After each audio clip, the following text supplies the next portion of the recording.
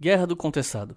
Muita gente ignora esse conflito por achar que ele é uma coisa regional, uma coisa do sul do país, ignorando o fato de que muitas questões que levaram a esse conflito dizem respeito a um panorama muito mais profundo de desigualdades sociais, disputa por terra e questões culturais e religiosas do Brasil como um todo. O que foi esse conflito?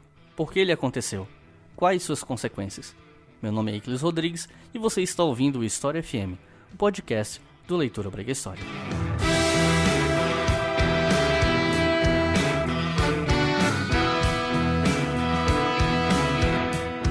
Salve ouvintes do História FM, bem-vindos a mais um episódio do podcast do Leitura Obriga História. E hoje nós vamos falar sobre a Guerra do Contestado. O que foi, por que aconteceu, quem eram os envolvidos, quais as consequências e os resquícios desse conflito hoje, especialmente na região onde ele ocorreu, obviamente. E hoje eu estou contando com a presença de dois professores pesquisadores sobre o tema. À minha esquerda, o professor Paulo. Por favor, Paulo, se apresente ao nosso público. Olá, Iclis. Olá, Rogério. Meu nome é Paulo Pinheiro Machado, eu sou professor do Departamento de História da UFSC. E ao meu lado também está o professor Rogério. Por favor, se apresente ao pessoal. Olá, Iclis, Paulo.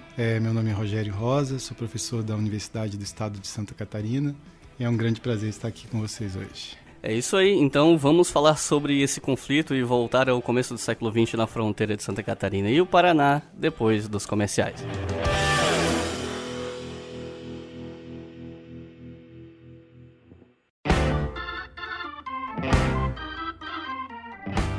Se você acompanhou os nossos últimos episódios, você sabe que nesse mês de julho nós estamos com a promoção que se você comprar 3 camisetas, você usa o cupom OBRIGASTORE, igual tá aparecendo aqui no texto do feed do episódio, e você paga só 2 camisetas das 3 que você comprou e ainda leva de brinde o pôster com a estampa da camiseta Mad Marks. Essa estampa foi feita com muito cuidado, muito carinho e tem uma arte sensacional que eu sei que muita gente amou quando a camiseta saiu.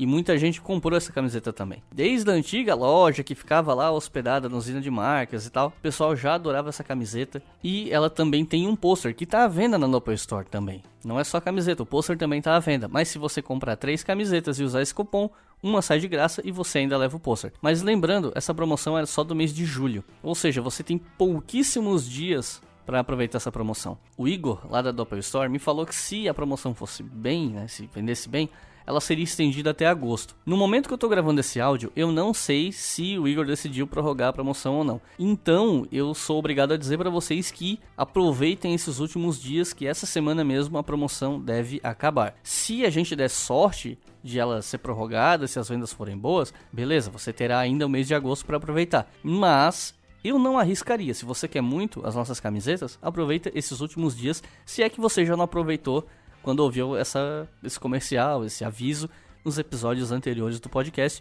ou no nosso canal. Então corre lá, dá uma olhada na loja, mesmo que você não queira aproveitar a promoção, quiser comprar uma camisa só, não tem problema. Corre lá e dá uma olhada nas nossas estampas, porque todas elas são feitas com muito cuidado, muito esmero, para que elas fiquem bonitas e passem uma mensagem forte e significativa para nós que somos das ciências humanas, especialmente para a galera de história. Então fica aí o recado, deem uma olhada na nossa loja na Nopal Store.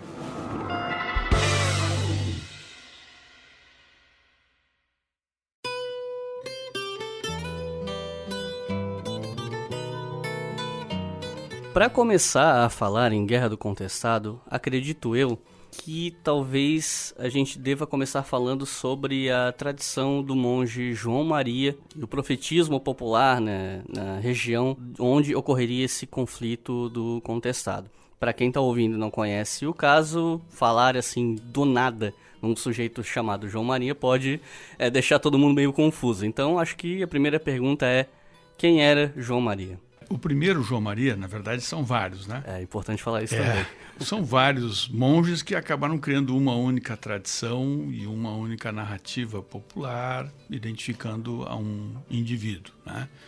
O primeiro João Maria que se tem notícia é um italiano que circulou pelo Brasil e pelo sul do Brasil também, entre 1844 e 1853. É o Giovanni Maria Agostini. Aliás, é o mais bem documentado dos monges, né? Tem uma tese do Alexandre Carlsburg, lá do Rio Grande do Sul, sobre a trajetória desse monge, né? E ele foi o inaugurador dessa tradição de andarilho, de penitente, né? Que era um sujeito já idoso, quer dizer, foi envelhecendo, né? Ele não era inicialmente idoso, quando ele chegou ele tinha 44 anos, mas tinha uma aparência já envelhecida pela barba longa, andava com um cajado pelos sertões, recomendavam uma série de cuidados à população, principalmente o cuidado com as fontes d'água, defesa das fontes de água, que as pessoas evitassem as queimadas, né? Ele tinha um discurso de respeito à natureza, algo que não era tão comum assim no século XIX, né? E ele foi ocupando um espaço na tradição, na cultura e na sociabilidade cabocla do sul do Brasil muito importante. E em torno dessa tradição dos monges, inaugurada por esse João Maria, aconteceram diferentes movimentos sociais, né? Além do contestado. Alguns antes e outros depois do contestado. Só para citar rapidamente, né? Tem um movimento que acontece em Lages, em 1897, na região de Entre Rios, no oeste do município, que foi chamado pela imprensa na época de Canudinho de Lages. Isso se dá pela aparição na região de um indivíduo que se dizia irmão de João Maria. Isso já era suficiente para promover uma concentração de sertanejos, pessoas procurando curas, benzimentos, para fazer preces e tudo mais, né? Foi um povoado que durou 2 semanas. Em 2 semanas ele recebeu 2 ataques. A imprensa que dá o nome de Canudinho de Lages porque esse movimento aconteceu na mesma época da Guerra de Canudos, na Bahia. Mas ali, nesse Canudinho, que há uma concentração de devotos e a notícia de que entre esses devotos existiam antigos maragatos, ou seja, antigos federalistas, veteranos da Guerra Federalista que tinha recém terminado no Planalto. Então, isso que mais acionou as polícias de Santa Catarina e do Paraná, e do Rio Grande do Sul naquela época. Concentração de ex-combatentes, né? De ex-combatentes, Mas isso não é casual e também não foi só uma acusação que a gente possa chamar de mentirosa, né? Existia realmente entre devotos do Monte João Maria vários antigos federalistas. Isso não é uma coincidência, né? Eu acho que existe a união dessas duas tradições, né? Uma tradição religiosa do Monte João Maria e uma tradição política do federalismo, que é muito forte no Planalto Meridional, né? A gente pode, quando eu falo do Planalto Meridional, estou considerando o Rio Grande do Sul, Santa Catarina, o Paraná, até o sul de São Paulo, né? É a região do antigo Caminho das Tropas. Então, acho que esse é um ponto importante, né? Para a gente contextualizar e entender, né? Que a formação, mais tarde, dos redutos e das cidades santas, ela tem um tanto de invenção do sertanejo, mas segue também uma determinada tradição que eles já tinham, né? De lidar com... Era uma forma de lidar com o sagrado sem a presença do clero, certo? Sem a presença da igreja. E o profetismo popular dos monges vai garantir a essas populações sertanejas esse espaço de autonomia, resumidamente. E eu creio que quando José Maria chega na região, no momento da guerra que emerge o conflito contestado, ele vai ter um papel também fundamental na aglutinação dessas crenças, porque, embora o movimento tenha diversas aspirações, inclusive conflitos, interesses diversos, é a crença no monge que vai unificar, basicamente, esse grupo.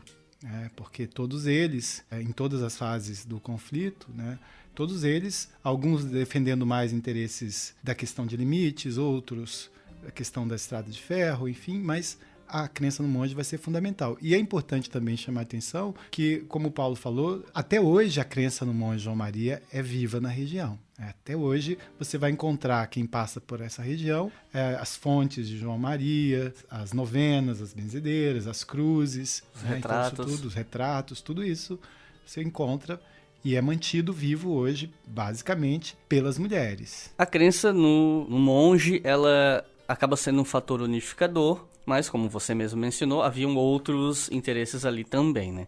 E um deles era a questão das terras, que era um dos motivos mais importantes, né? A questão de terras, nesse momento, Eu acho que a gente pode dizer que a questão das terras no Brasil é complicada desde sempre, né? Não só nesse momento, mas pensando nesse contexto em especial, na questão dos poceiros que no decorrer da guerra do contestado vão lutar pelos seus territórios. E aí eu acho que a gente pode introduzir, já que você mencionou, a questão da ferrovia, que é um fator fundamental para se pensar no desdobramento dessa guerra. Então eu acho que a gente pode mencionar a questão das terras e o impacto dessa companhia chamada Brazil Railway Company, e a desapropriação de terras desses poceiros, explicar como isso começou, como isso se deu, porque isso é o que principalmente explica o que viria a ser esse conflito depois, né? Eu vou deixar o Paulo falar mais sobre as terras, que acho que tem uma pesquisa muito aprofundada sobre isso, mas eu destacaria que a questão das terras ela pode ser pensada também a partir da questão de limites, porque o nome contestado vem de um conflito de limites territoriais entre Paraná e Santa Catarina, uma disputa por uma região que é rica em erva mate e que essa disputa entre os dois governadores vai ter consequências importantes após a proclamação da República, porque com a federação a gente tem agora os estados passam a coletar os impostos, né? Então reter esses impostos e passar para a União. Então não foi só em Santa Catarina que teve conflitos de limites. Quase todo o Brasil, após a proclamação da República, a gente vai ter conflitos de limites, mas aqui tem uma configuração diferenciada que está em torno da tradição do monge, da construção da estrada de ferro e de outros elementos locais de conflitos de terras, que eu acho que o Paulo pode nos apresentar melhor. Olha, eu acho que são 3 processos de concentração fundiária que acontecem um pouco paralelamente, né, mas com dinâmicas diferentes, né? Existia já no Planalto, antes mesmo da chegada da ferrovia norte-americana, a empresa norte-americana, mas a ferrovia era Brasil Railway, que ligava Rio Grande do Sul a São Paulo, né? Cortava o estado aqui pelo Rio do Peixe, e tinha um ramal oeste-leste também, que saía de União da Vitória, deveria passar por Rio Negro e descer até o Porto de São Francisco. E foi concluído assim também, né? Então a ferrovia cortava norte-sul e leste-oeste, né? Então eram 2 cortes no Planalto, na parte do meio-oeste, onde hoje é o Vale do Rio do Peixe, e na parte do Planalto Norte, né, de União da Vitória, passando por onde hoje é Irineópolis, antiga Valões, Canoinhas, né, Rio Negro, e assim sucessivamente, né? Bom, antes mesmo da chegada da ferrovia, já existia uma ocupação fundiária no Planalto, que é desde a ocupação de Lages, na verdade, desde antes da ocupação de Lages, a Capitania de São Paulo distribuía sesmarias para vários criadores, né? Correia Pinto, quando funda Lages, ele vem praticamente com uma espécie de uma bandeira, né? E é também mais um a consolidar essa ocupação.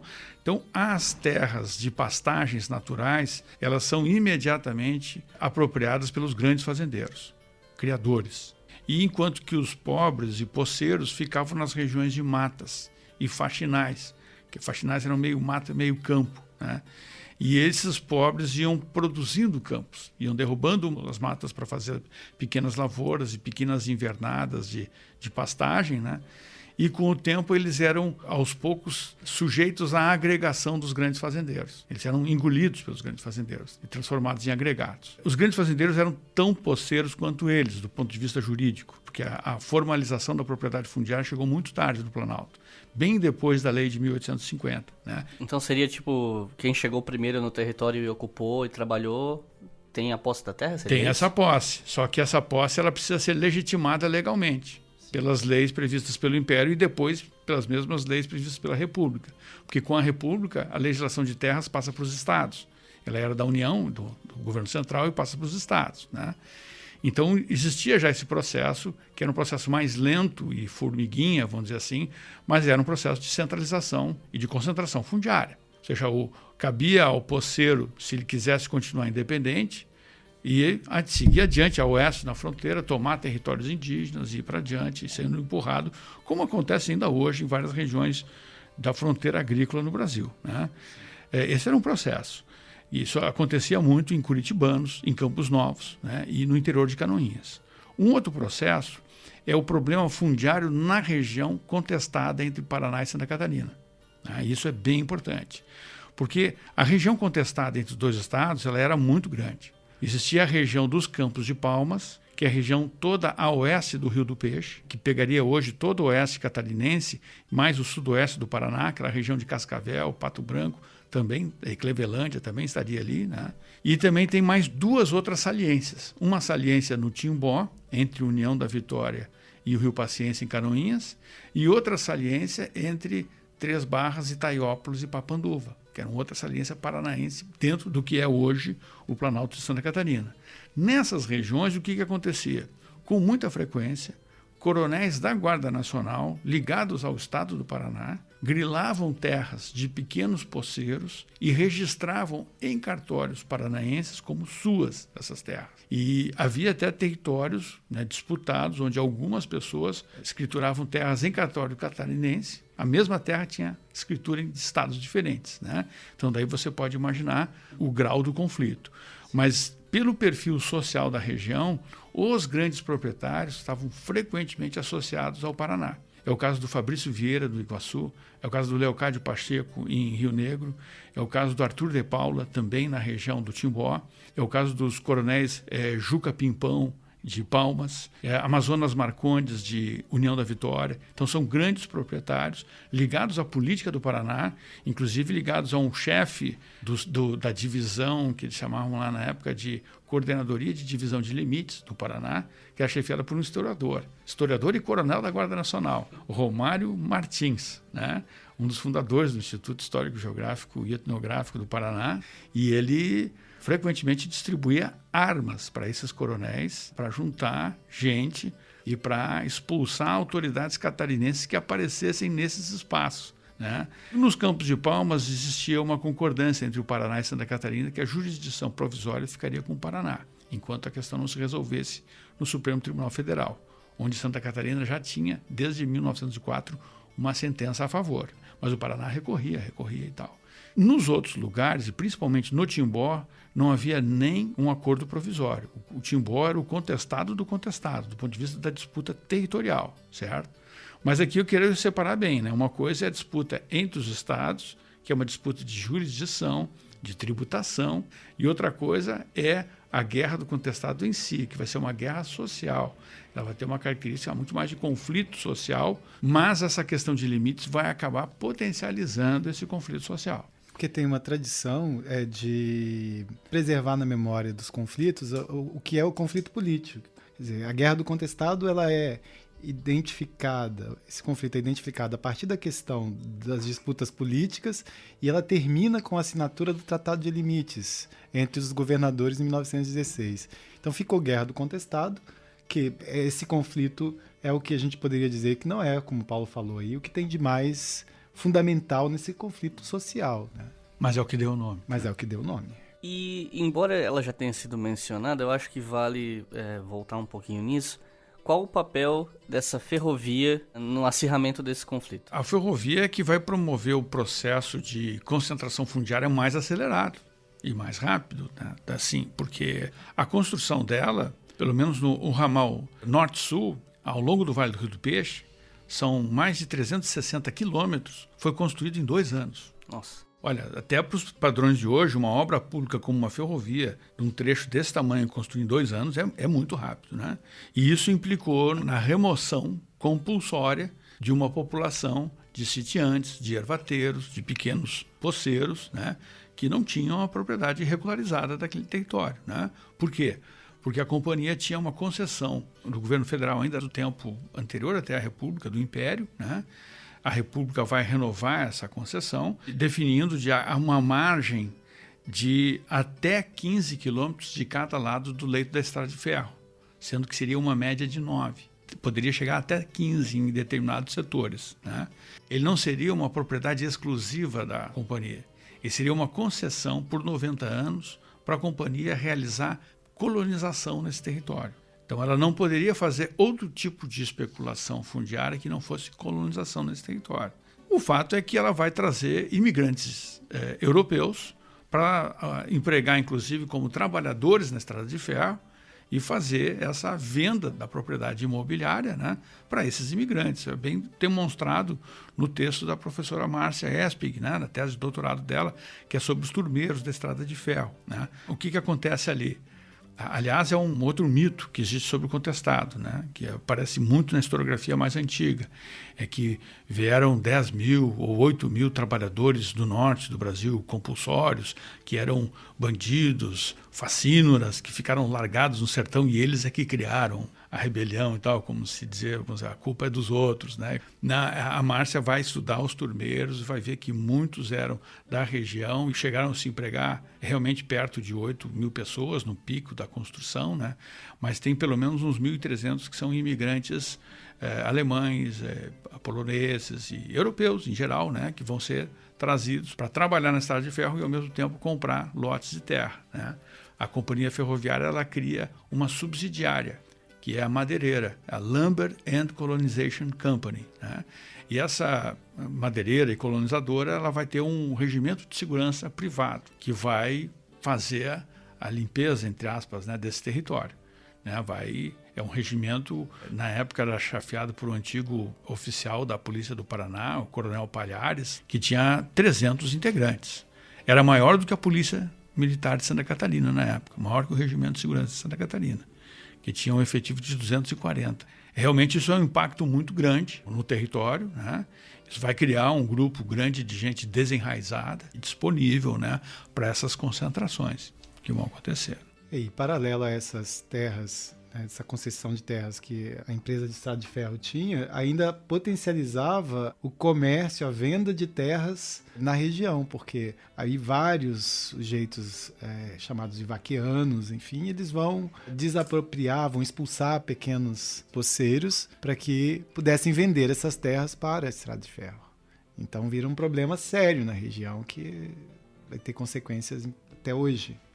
E não precisa, né, nem ser um cara muito bom de empatia para perceber que se você está vivendo numa determinada terra há muito tempo e produzindo nela, e um belo dia se decide que você tem que sair de lá, essa terra vai ser vendida para alguém que veio de fora, um vaqueano, como você mencionou, é lógico que isso vai gerar todo um problema.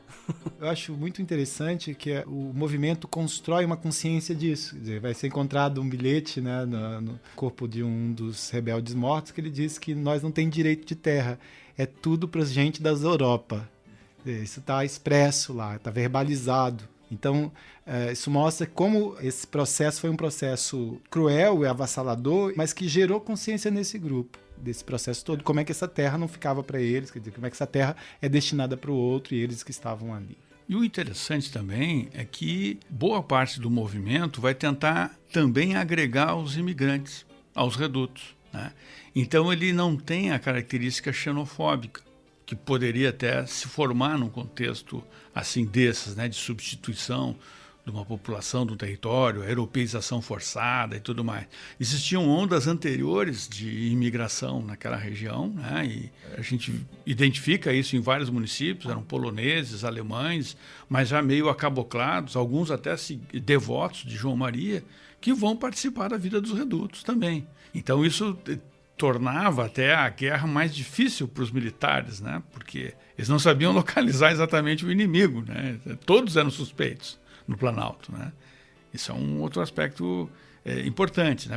Existe um conflito fundiário, existe esse projeto de modernização do Estado pela ferrovia e pelo impacto que ela significa, né?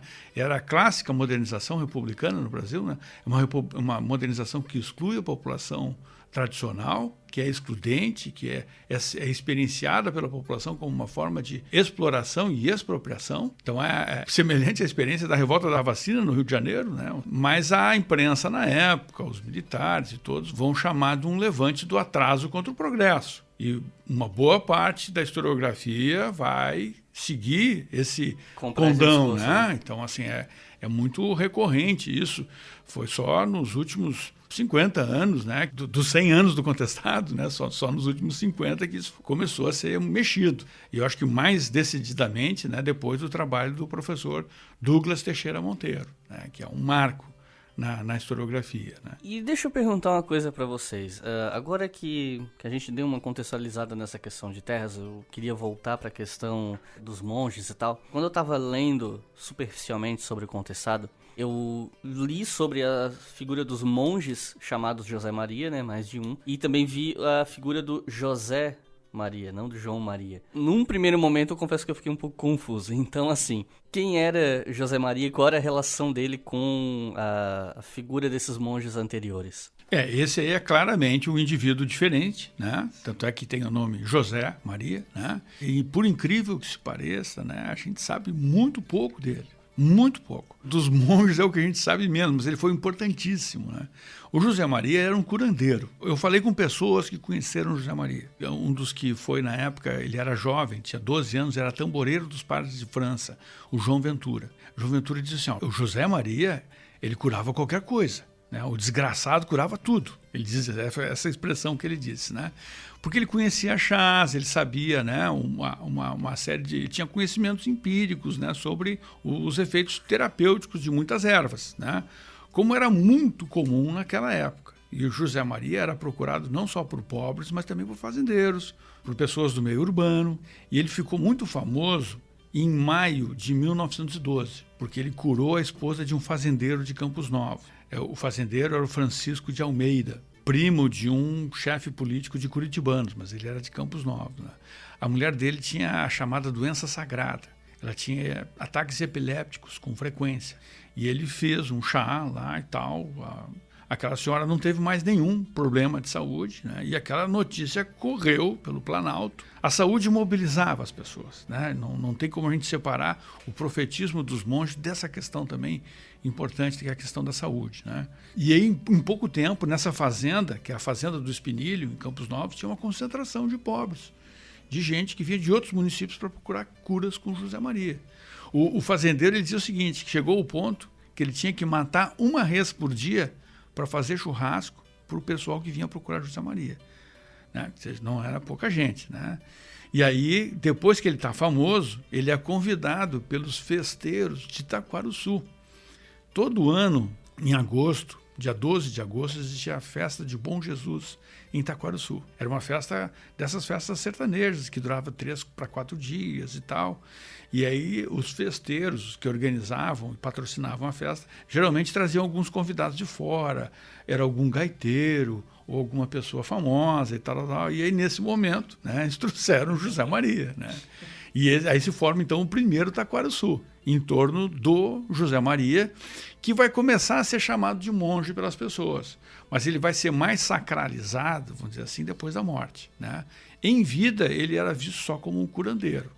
E até, assim, um sujeito meio malandro, um pouco namorador, assim, não...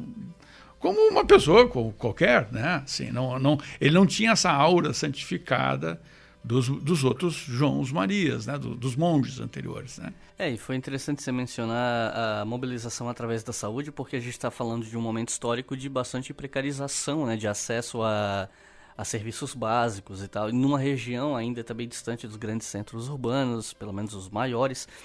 E isso é importante para entender também a crença nesses sujeitos, né? Porque, assim, muita gente acredita em pessoas ou coisas porque quer acreditar. Sim, mas não é uma coisa que vem do nada. Teve um pontapé inicial para que a crença existisse. Então, às vezes, existem inclusive, né, e a gente vê isso na política, na religião, e até no futebol, nos esportes. A pessoa que ela acredita contra as evidências, né, em determinadas situações, mas essa fé, essa firmeza de crença, ela não surgiu do nada.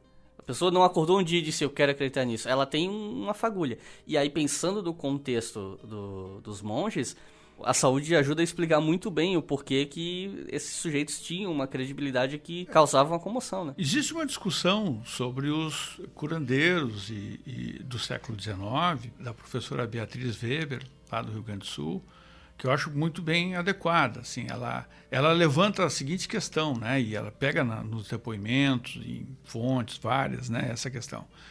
A medicina da época era extremamente invasiva, dolorosa e muito pouco eficaz. Sim. Os tipos de tratamento eram purgas, eram dolorosos, acabavam separando o doente da família e dos amigos, enquanto que o curandeirismo popular tinha uma outra relação com a doença.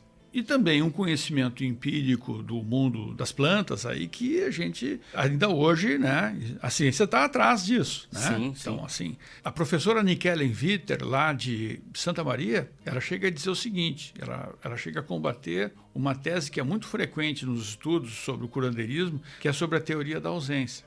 A ideia de que, pela falta de médicos, os curandeiros é que tinham um público garantido. Só que isso não bate em muitas regiões. Lages tinha 5 médicos na época. Várias cidades do município tinham médicos já conhecidos. Né? E as pessoas, e mesmo os fazendeiros, não procuravam os médicos, ou evitavam o máximo possível. Ou pelo menos, né, tem aquela prática tipicamente brasileira, acende uma vela para Deus e outra para o pro diabo. Quer diabo. dizer, consulta o médico, mas consulta o curandeiro também. Só né? para garantir, mal não vai fazer? Não vai fazer mal. Já procura uma benzedeira também no meio do caminho. Exatamente. Né? Então, assim, é isso. Existem crenças e existem crenças por uma certa experiência empírica, sim. Né, que dá sustentação. Inclusive, para quem está ouvindo, né, eu só queria deixar claro que eu não estou aqui questionando os tratamentos que o José Maria fazia, sim, ou nada. Né? Quando eu falo aqui em evidências, eu estou trazendo até para questões políticas do presente. Claro, eu estou pensando mais em assuntos do presente, como reforma da Previdência, do que sim. necessariamente no curandeirismo. Mas, assim, querendo dizer que a crença ela não vem do nada, ela vem de algo. E nesse caso, a gente está falando de um tipo de tratamento que funcionava e, como você mesmo, né, mencionou, não era agressivo, invasivo e era mais acessível para essas pessoas. Eu queria complementar isso que o Paulo falou em relação ao monge, porque a gente tem perseguido muito nas pesquisas recentes uma conexão a partir das fontes entre o movimento contestado e as populações indígenas e afro-brasileiras. E esse é um vestígio interessante, né? Quer dizer, de onde vem esse conhecimento de ervas do José Maria? De onde vem esse conhecimento da medicina popular do José Maria, se não da tradição indígena e afro-brasileira, né, que já tem um domínio de tradição de conhecimento de ervas na região. E, além disso, eu acho que é interessante também mencionar que o José Maria, além de curandeiro, ele é um bom contador de histórias. É ele que introduz a história de Carlos Magno, os 12 pares de França na região. É ele que vai criar essa tradição da monarquia celeste na região. Então ele é um sujeito carismático, a gente pode dizer assim, né, que vai reunir, acaba reunindo, né, em torno de si esse poder da cura, mas também esse carisma de alguém que aconselha, que conta a história, que traz esse movimento meio sagrado, sacro, assim, mágico, sagrado para a região, que vai ser, e isso vai ter um papel muito importante para os desdobramentos posteriores do movimento.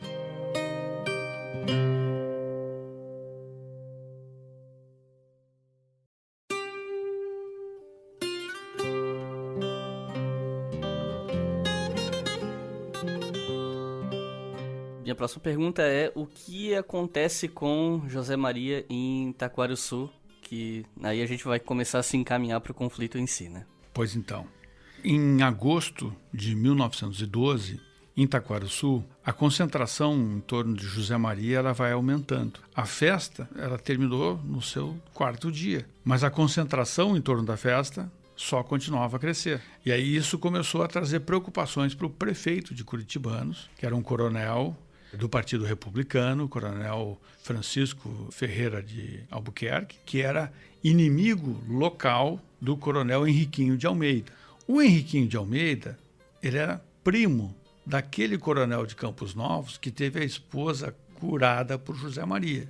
Então, Albuquerque começou a desconfiar que aquela concentração grande em torno do monge podia ser usada politicamente pelo seu adversário local. Aí, por conta daquelas notícias de que tinham desafios de trova em Taquarussu, que falavam da monarquia e tudo mais, né? Que era muito comum na trova popular esse tipo de saudosismo em relação à monarquia no Brasil, mas era um saudosismo ainda meio difuso, não era uma coisa estruturada. Depois até os sertanejos vão estruturar melhor essa noção de monarquia. Aí o coronel Albuquerque telegrafa para o governador de estado, Vidal Ramos, de Lages, né, mas que estava lá como governador de estado, dizendo que havia uma perigosa concentração de monarquistas em curitibanos pedindo o apoio da força pública. É mandada uma volante de 30 soldados de Florianópolis para lá. No que esses soldados chegam na cidade de Curitibanos, o José Maria resolve dissolver a concentração para não entrar em confronto. Então ele dissolve, mas é acompanhado por um grupo de 40 pessoas de Itaquaruçu e ele vai para o oeste. Ele vai para o oeste, atravessa o Vale do Rio do Peixe e entra em território contestado, administrado provisoriamente pelo Paraná. Vai para a região dos Campos de Palmas, né, e para o banhado do Irani. E ali no Irani ele já tinha amigos, compadres e tal, ele se reúne ali, tem um povoadinho todo. Só que a polícia de Santa Catarina informa para a polícia paranaense dessa migração do grupo de José Maria. Essa notícia começa a correr em Curitiba pelos jornais, e os próprios jornais de Curitiba retroalimentam uma história conspirativa, vamos dizer assim, né? De que o próprio estado de Santa Catarina estava enxotando aqueles fanáticos, eles usam essa expressão, para os Campos de Palmas, para criar um incidente na região que pudesse viabilizar o emprego da tropa federal e, assim, Santa Catarina teria a execução da sentença de limites que já tinha ganhado no STF em 1904, confirmado por mais 2 sentenças em 1909 e 1910. O Paraná se segurava em procrastinação, na verdade. E então o governo do Paraná resolve fazer uma expedição exemplar e rápida para prender aqueles sertanejos, levá-los amarrados até Curitiba e humilhar aquele povo e dizer que quem mandava ali era realmente o Paraná. Então aí existe uma intersecção, né, da antiga questão de limites com o outro conflito paralelo, né, social, e a perseguição ao grupo de devotos do José Maria. E José Maria recebe as forças lá do Paraná, tenta negociar, vem o prefeito de Palmas, né, o coronel Domingos Soares, tenta fazer até uma mediação, fica meio que prometido que eles tinham 2 dias para dispersar. O José Maria pede um tempo para dispersar, só que no final do primeiro dia ele é atacado, o que foi visto pelos caboclos como uma deslealdade. Ele é atacado antes do final do prazo. Mas o José Maria já sabia que ele ia ser atacado e se preparou para isso. Se preparou com gente da região do Irani e mais aqueles que vinham de Curitibanos. Então acontece um combate. Isso em Irani? O combate do banhado do Irani acontece na madrugada do dia 22 de outubro de 1912. A força paranaense é destroçada pelos sertanejos. Há vários mortos dos 2 lados. Morre o José Maria em combate, mas morre também o coronel João Gualberto, chefe do Regimento de Segurança do Paraná, que confiava numa metralhadora que ele estava levando ali e tal, que na hora engasgou, não funcionou, e os caboclos foram de facão para cima da tropa dele, né? Então, são 21 mortos nesse primeiro combate, um entreveiro meio rápido até, mas logo depois, até um coronel do Exército passa pela região e faz um relatório considerando que acabou o movimento, porque morreu José Maria. Então, para o Exército, a experiência que o Exército tinha nesses movimentos sertanejos é que, morrendo o principal líder do grupo, os caboclos iam dispersar e ia acabar. Só que o contestado tem essa peculiaridade, né? A principal liderança morre no primeiro combate. José Maria, antes do combate, ele avisa para os seus companheiros lá do Irani que ele sabia que ia morrer. Ele disse assim: não passem do meu sangue, vocês vão continuar lutando, lutem no mato, porque no mato vocês vão ser um tigre e no campo vocês vão ser um gato. Então ele já meio que dá uma preparação, né? E que teria dito que voltaria depois de um ano junto com o Exército Encantado de São Sebastião. Então aí já tem um elemento importante, né, do messianismo do contestado, que a gente precisa também entender, que liga essa tradição do santo São Sebastião com o rei Dom Sebastião, né, e com a tradição dos monges, e que de qualquer forma a população dispersa, mas fica aguardando por sinais.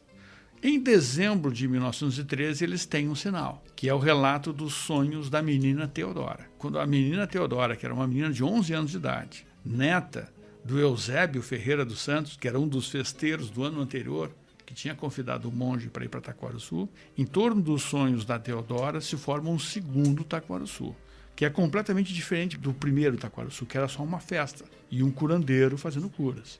O segundo Taquaruçu vai reunir gente que sabe que está desafiando os coronéis.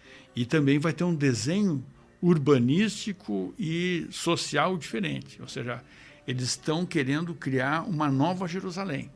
Né? É o que eles chamam de quadro santo ou cidade santa. É algo muito especial. Então, eu queria retomar uma coisa que o Paulo falou. No primeiro bloco, ele comentou que o José Maria é um dos monges que a gente menos conhece, mas que vai ter esse papel fundamental para a história do movimento. Atualmente a gente tem um pesquisador trabalhando com a história do José Maria, que é o Gabriel Conrad, da Universidade Federal de Pelotas, fazendo mestrado sob a orientação da professora Márcia Espig.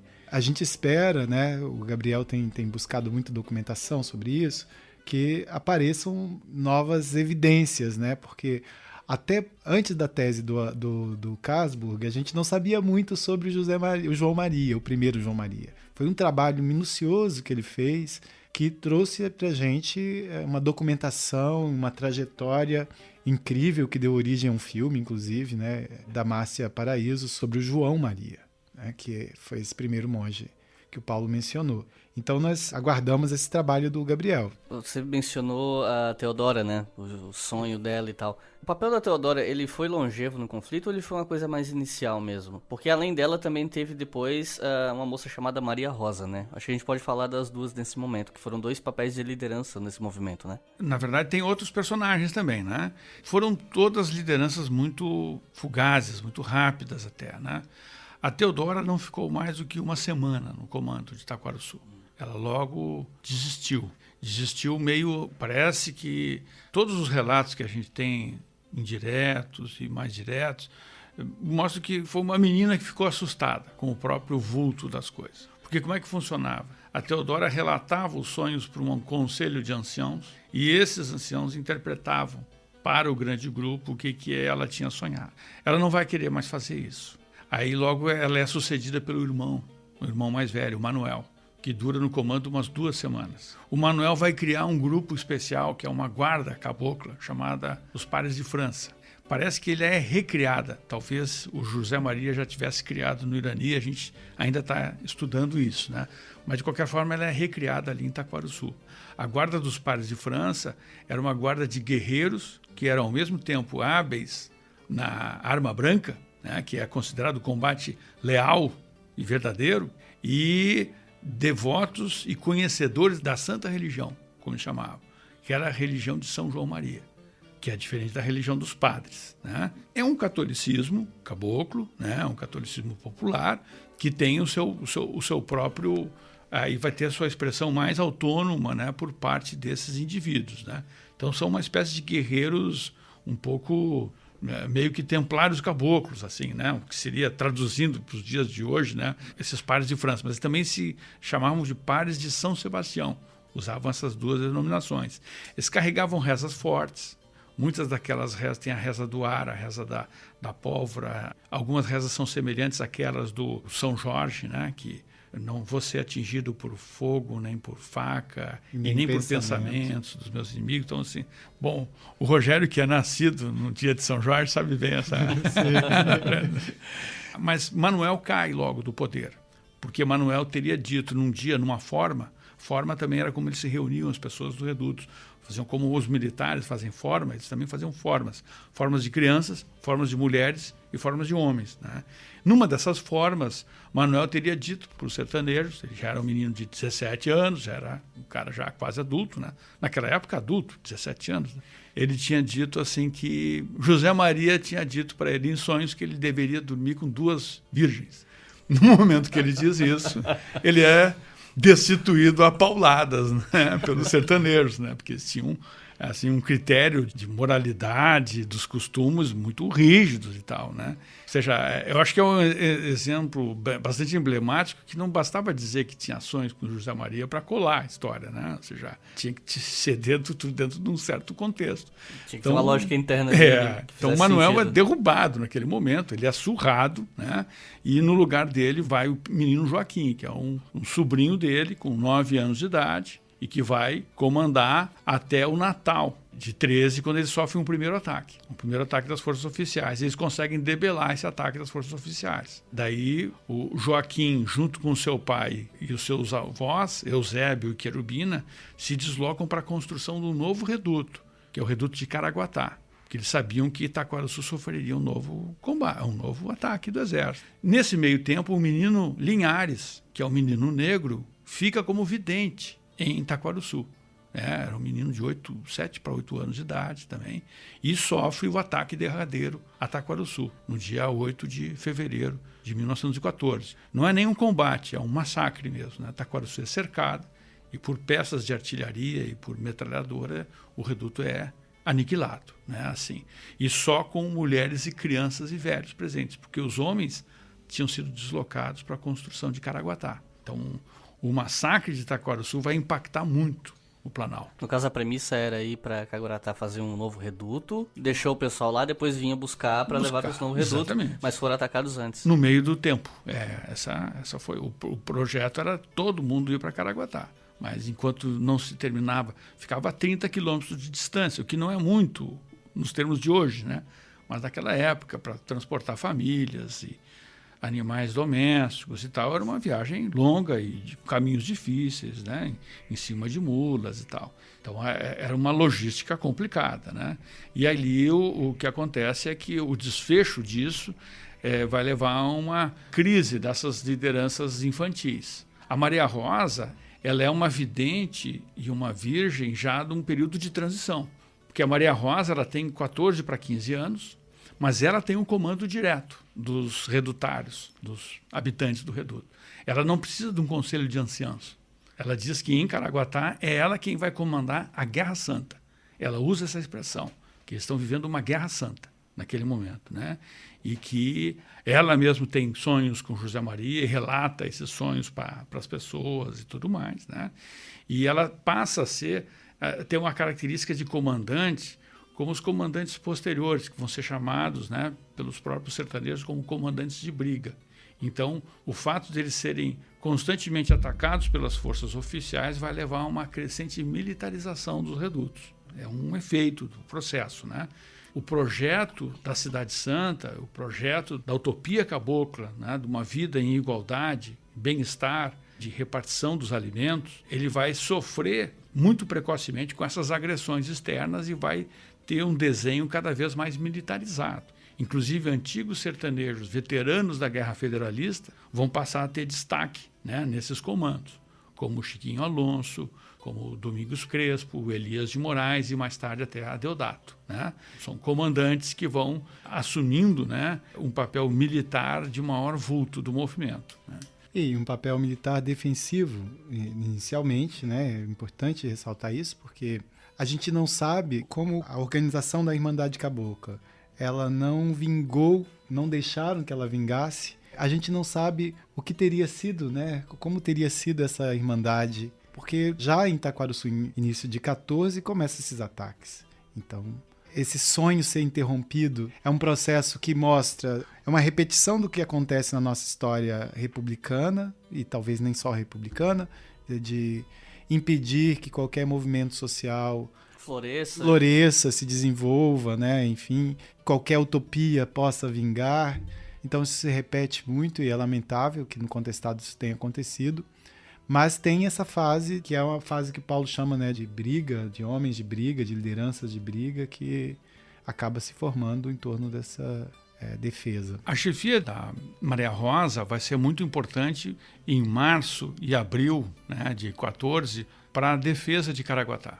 Caraguatá sofre um ataque das forças oficiais, aí já são mais de 1.200 soldados, junto à tropa federal com as polícias do Paraná, Santa Catarina e grupos de vaquianos, mas a Maria Rosa estava muito bem preparada, né? Ela vai usar de clavineiros, que eram uma espécie de snipers, né? Que eram atiradores de precisão que ficavam nas copas das árvores, usavam aquelas antigas Winchesters da Revolução Federalista ainda, e que vão fazer surtidas sobre as forças oficiais. Algumas unidades vão ser empurradas para espinheiros, né? Eles chamam de Inhapindaí, que era uma capoeira cheia de espinhos, assim, né?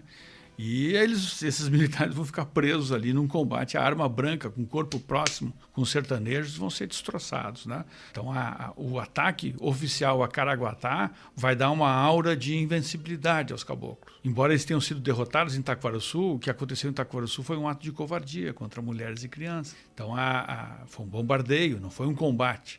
e o combate, quando pôde acontecer, foi em Caraguatá, foi vencido pelos caboclos. Então isso cria um sentimento de reforço a esse movimento, associado até à indignação com um ato covarde de Itaquaruçu, e os sertanejos vão começar a ampliar os seus movimentos. Na época, o exército manda uma expedição do general Mesquita, é o primeiro general a chegar na região, ele vem com a tropa do Rio Grande do Sul, e ele acaba se desentendendo com os chefes locais de vaquianos, combate um reduto pequeno, que era uma guarda, na verdade, em Santo Antônio, próximo à parte mais ao norte de Caraguatá, e volta com a sua tropa do Rio Grande do Sul, dá por encerrada a sua tarefa, dizendo que era para as polícias controlarem a questão de segurança pública. E faz uma série de denúncias, esse militar faz denúncias em relação ao que eles chamam de mandões locais, a politicagem local e aos mandões. Hoje nós temos o conceito de coronelismo, que é um conceito que se elaborou depois dos anos 30 para cá.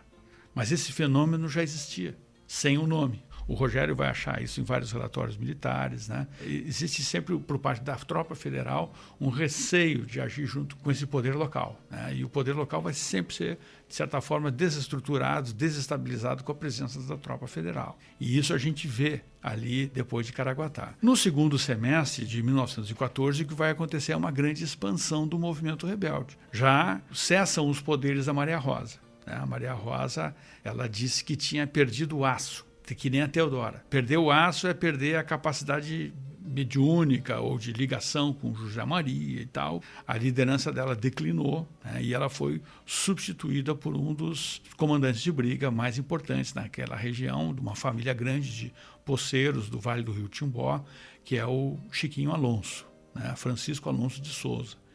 E o Chiquinho Alonso vai comandar, a partir de julho, agosto e setembro de 14, uma grande ofensiva rebelde. Então, daí, o que acontece é que os redutos não vão ser mais formados só com aqueles seguidores originais do monge.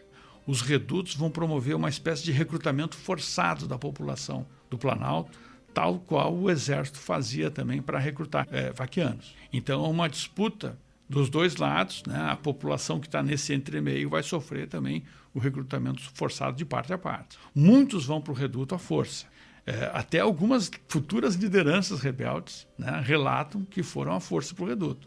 O Adeodato diz isso no inquérito dele, né, que ele tinha ido à força para o reduto, mas que lá depois ele entrou para o grupo dos pares de França e foi, né, se transformou em comandante-geral. Se convenceu. Se convenceu, E eu acho que isso é possível, né, porque é uma experiência política que essas pessoas vão passar, né, e algumas vão realmente acreditar naquilo, né, e lutar por aquilo que foram convencidas, né? E apesar de ter lideranças, me parece que eram experiências de certa forma descentralizadas, né? Como você citou o caso do rapaz que veio com a história de deitar com virgens e foi destituído sem muita... Então, assim, apesar de lideranças, existia imagino que um senso de coletividade ali, né? Sim. Que eu acho que ajuda a engajar as pessoas que estão entrando, né? Sim, existiam normas tradicionais, né? Vamos dizer, a vida no reduto, ela inovava no sentido da socialização da subsistência. O José Maria dizia, quem tem mói, quem não tem também mói. E no fim todos ficam iguais. Moer é moer o milho no pilão, né? Ou seja, quem tem comida vai comer, quem não tem também vai comer. E todos vão ficar iguais, né? Então a socialização dos recursos alimentares vai ser a base da vida no Quatro Santos. São laços baseados num cristianismo tradicional mesmo. Então é isso que eles estão empreendendo ali. Mas, ao mesmo tempo, eles vão reforçar determinados critérios de moralidade, conduta, ou seja, o reduto também a gente não pode idealizar que seja, vamos dizer assim, um lugar feito vamos dizer assim, as relações com as mulheres e a força do patriarcado, né? A condenação das mulheres no caso de infidelidade vai ser cruel, vai ser praticamente pena de morte. Enquanto que os homens podiam praticar isso, né? A moralidade deles não era diferente da sociedade circundante, não era. Mas, de qualquer forma, eles estão inventando algo novo, criando no Quadro Santo um projeto, uma utopia cabocla de algo que tenta superar as dores e as mazelas do mundo que eles vivem. Claro que eles vão ter que fazer isso dentro do repertório cultural que eles têm à disposição, né? No caso do Chiquinho Alonso, a grande expansão se dá quando ele consegue agregar no discurso da Guerra Santa vários descontentes do Planalto, né? Ele vai conseguir agregar lideranças do Norte, principalmente aqueles que tinham como, na questão de limites, a ponta do problema agrário, que é o caso do Aleixo Gonçalves de Lima, do Tavares e do Bonifácio Papudo, que eram lideranças ali da região de Canoinhas, Três Barras, Papanduva, do Planalto Norte catarinense. Ele vai agregar também gente do Sul, alguns veteranos da Guerra Federalista, como o Castelhano, que era o Agostinho Pérez Saraiva, que se dizia filho de Gumercindo Saraiva, né, da Guerra Federalista. Então, para Agostinho Pérez Saraiva, a Guerra Sertaneja ela era uma reedição da Guerra Federalista. Em cada região, o crescimento do movimento vai aumentar também a heterogeneidade dos objetivos desse movimento, né? A família Sampaio de Curitibanos, que era adversária do Coronel Albuquerque, por questões de honra, inclusive, ela vai aderir à vida dos redutos, também por uma questão de honra. Um irmão e a sobrinha do prefeito de Canoinhas, que é o Major Vieira, Virgulino Vieira e a filha dele, vão para o reduto também por uma questão de honra, uma questão, né, familiar lá e tal, um assédio, um negócio muito sério. Os rebeldes passam a ser um polo de aglutinação de vários descontentes, não só de antigos maragatos, de antigos seguidores do monge João Maria, mas também de pessoas envolvidas na luta pró-Santa Catarina na questão de limites e adversários políticos locais dos prefeitos, coronéis, superintendentes de Lages, Campos Novos, Canoinhas e Curitibanos. O momento de expansão rebelde ele tem fim com a morte do Chiquinho Alonso, no combate de Rio das Antas, em novembro de 1914. Essa expansão foi uma expansão geográfica muito grande. Eles mantêm sob cerco a cidade e sob fuzilaria constante a cidade de Canoinhas por 4 meses, tomam Curitibanos e vão em direção a Lages e quase tomam Lages. Entre os meses de outubro e novembro, os rebeldes quase tomaram Lages. E se eles tomassem Lages, ia ser um grande troféu, porque pelo significado político da cidade no estado, né? Ainda mais que o governador Vidal era de lá e tal.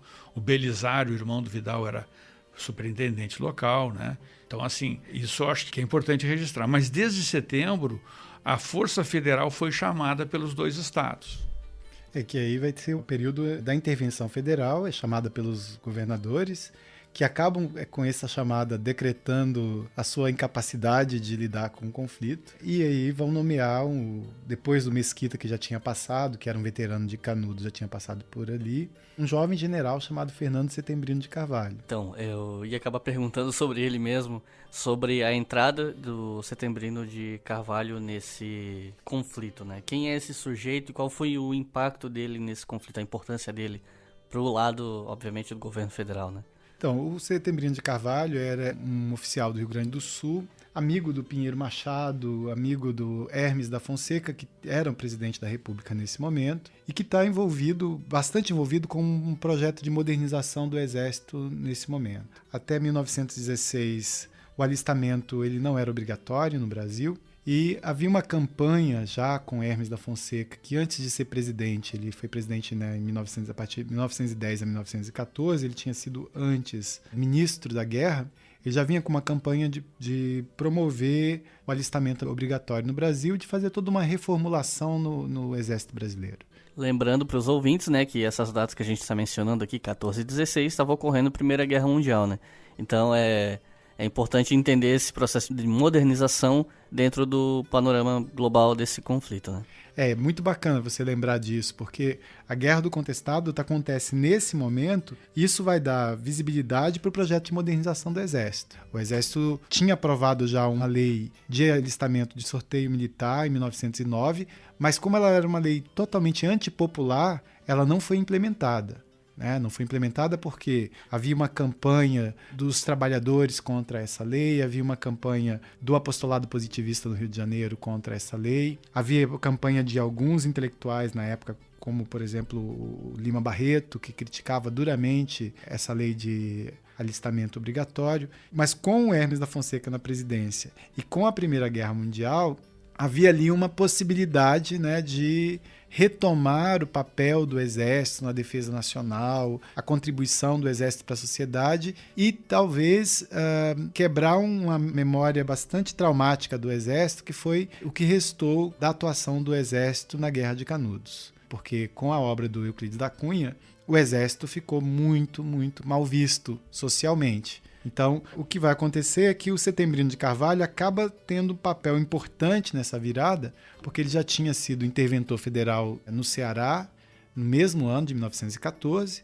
e aí em setembro ele vai ser designado interventor federal aqui na região do Contestado, mas ele recusa essa nomeação e propõe o que ele chama uma missão, que ele chama que é uma missão estritamente militar.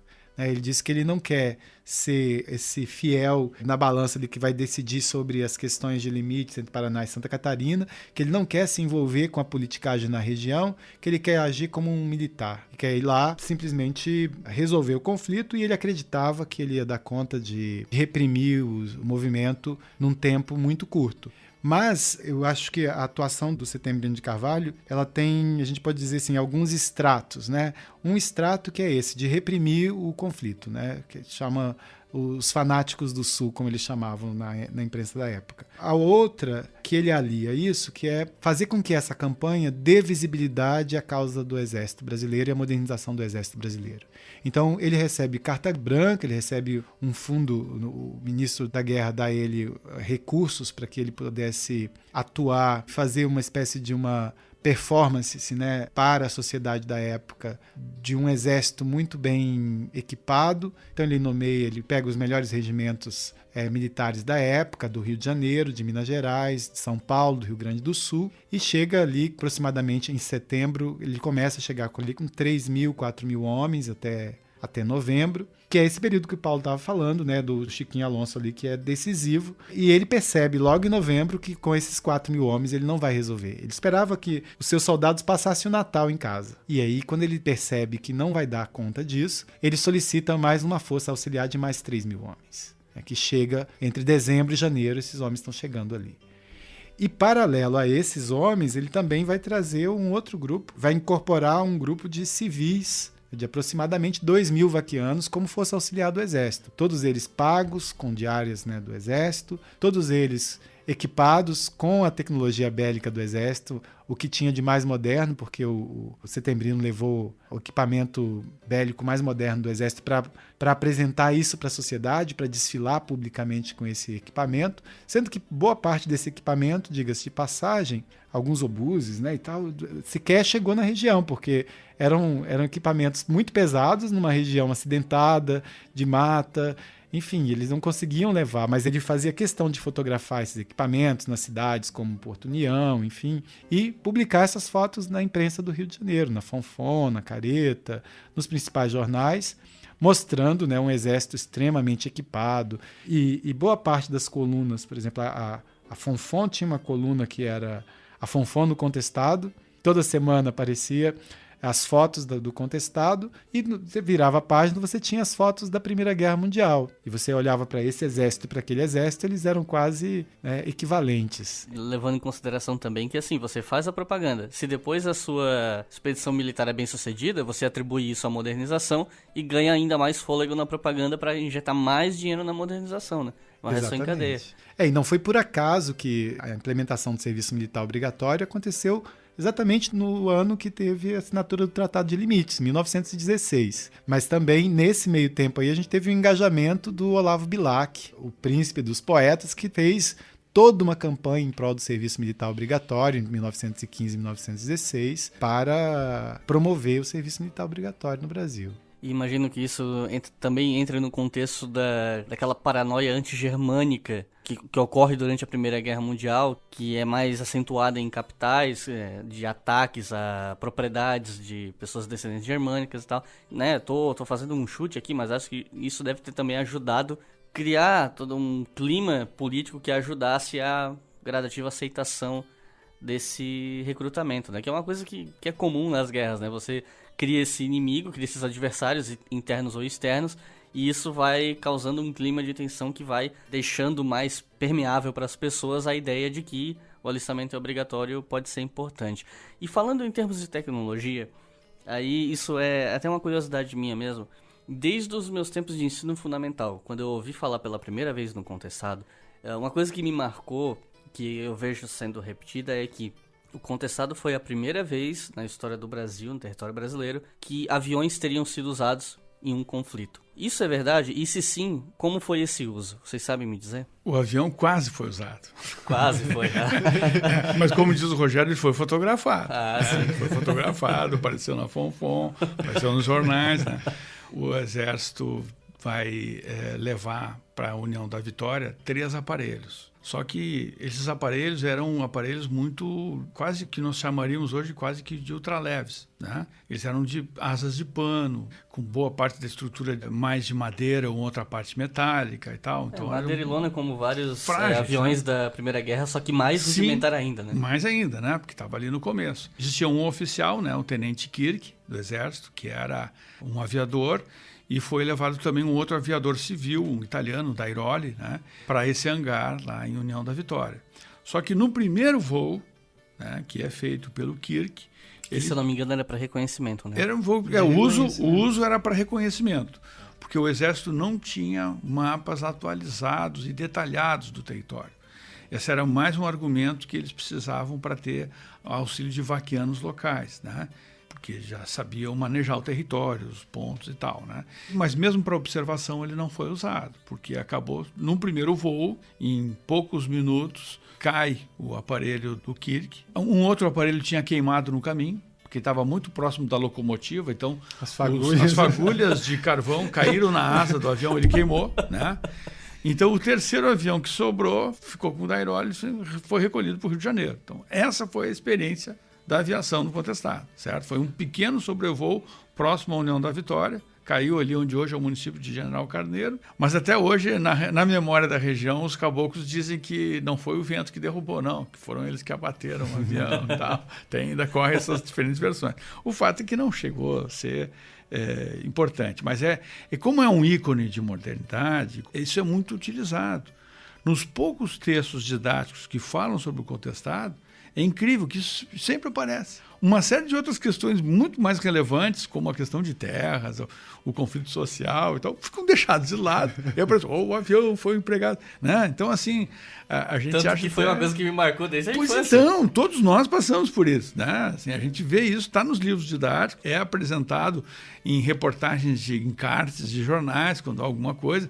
Aquela foto lá é sempre recuperada, né? Do setembrino. Isso nos mostra na frente do avião, o poder da imagem, né? Quer dizer, a mesma coisa acontece com aquele exército muito bonito, muito organizado, muito bem equipado que o Setembrino nos apresenta, que no dia a dia não tinha nada a ver com aquilo. Quer dizer, no dia a dia os caras estavam sofrendo com frio, sofrendo com o calçado que não era adequado, sofrendo com falta de medicamento, né? Você encontra vários relatos dos soldados reclamando com isso, com soldos atrasados, que o Setembrino teve que chegar ali e resolver isso até novembro. Ele estava tentando resolver os problemas internos do exército. Mas a imagem de um exército, quer dizer, você pega um álbum de fotografias do contestado que tem 80 fotos, boa parte desse material que circula, né, nas redes sociais, e que circula, que é o material de imagem que sobrou do contestado, vai nos apresentar esse exército bem equipado. E aí essa força da imagem, com uma legenda que também reforça mais essa modernização, é a imagem que acaba perdurando assim, né, historicamente.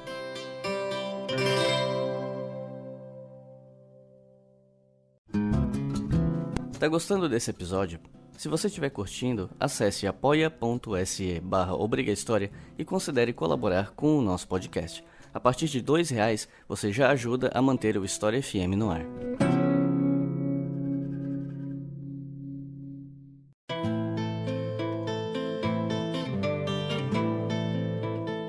Eu queria perguntar para vocês sobre uma figura que já foi mencionada aqui e que merece uma atenção especial, que é a Deodato, que foi o último líder do movimento, certo? Quem era Deodato e quando ele surge como liderança nesse contexto? A Deodato é o cara que Paulo conhece mais profundamente. E eu concordo com o Paulo, que eu acho que é um dos personagens mais interessantes, né, por causa do momento, da personalidade dele, porque eu acho que ele liga tudo isso, quer dizer, o João Maria, né, a crença no João Maria, a questão da fase da guerra, enfim, o Paulo vai falar pra gente um pouquinho desse moço apaixonante. Eu podia começar falando até pela memória. É um dos indivíduos que tem a memória mais negativa no Planalto. E as pessoas veem ele de forma negativa. As pessoas falam horrores do Adeodato. Era um sanguinário, era um assassino, era um matador, né? Mas falam horrores. Dizem que ele matou mais de 1.000 pessoas ali pela mão dele, assim, né? E aí esses relatos de geração para geração só vão aumentando e potencializando. Acontece no contestado um efeito de deslocamento de memória, até, que o Portelli já identificou isso em Memórias de Guerra e outros lugares também, que era muito recorrente. Memórias tomadas nos anos 50 pelo Vinhas de Queiroz, nos anos 70 pelo Douglas Teixeira Monteiro, pelo padre Thomas Peters e tal, falam muito das maldades feitas pelos militares. E uma imagem muito marcante é a imagem de um nenê, de uma criança sendo jogada ao alto e sendo esperada com uma espada. Essa imagem, né, do nenê sendo atravessado por uma espada é o suprassumo da crueldade. Isso era atribuído aos militares, ao capitão Rosinha, a diferentes comandantes, mas dos anos 70 para 80 do século passado, isso cada vez mais foi atribuído ao Adeodato. Mas essa demonização do Adeodato começa lá desde o final da guerra.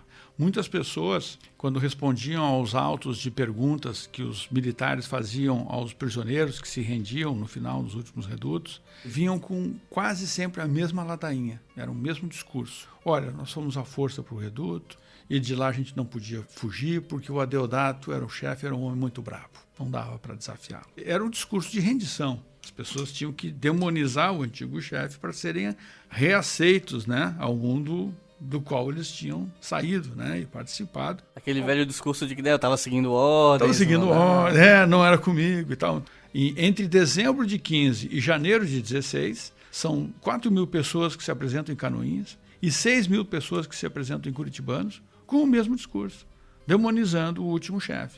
Adeodato ele vai assumir depois da morte de Chiquinho Alonso. Tem até um período, um interregno, porque ele tinha se ferido naquele combate, ele não estava bem. Aí depois de 15 dias ele está melhor, ele assume como comandante e ele vai ter um comando mais centralizado. Ele vai ser diferente do Chiquinho Alonso, era meio que um coordenador de uma confederação de redutos, né? Mas muitas vezes o Chiquinho Alonso não tinha um comando tão direto assim desses redutos. Já o Adeodato vai querer ter esse comando direto.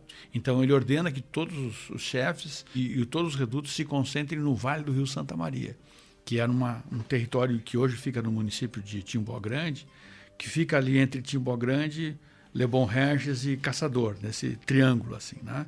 O Vale do Rio Santa Maria era um vale de 7 quilômetros do rio, que tinha uma garganta bem fechada na entrada e uma outra garganta fechada na saída, e serra dos dois lados.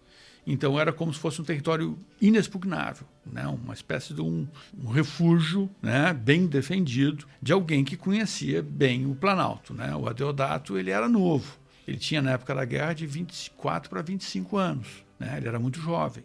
Ele diz que entrou nos redutos depois de Caraguatá ainda, foi ao longo do ano de 14. Ele vinha da fazenda Rio Doce, de Curitibanos, mas ele era nascido no Cerrito, em São José do Cerrito, no município de Lages, né? E o pai dele era um capelão de terço lá, era o velho Teleme, Manuel Telêmaco Ramos, né? O apelido Teleme. Mas o Adeodato ele tinha uma habilidade pessoal também, que as pessoas normalmente não entendem. Ele era um tocador de viola e era um declamador de trovas, em forma de desafio, sempre desafiava com o outro e tal.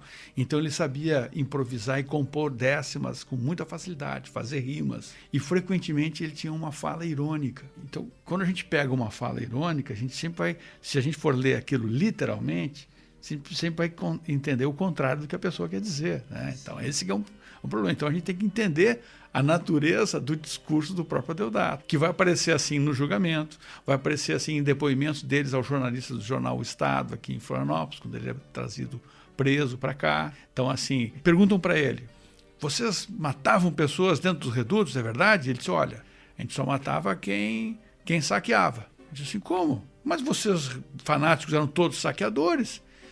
Aí ele disse, realmente, nós éramos todos bandidos mesmo. Entende? O cara perdeu a paciência. A gente matava, mas só não matava criança. Aí, mas ele, mesmo assim, ele defende. Até o final ele disse, não, criança a gente não matava. Isso aí não tinha Criança brincadeira. não, ele nem fazia ironia com isso. Né?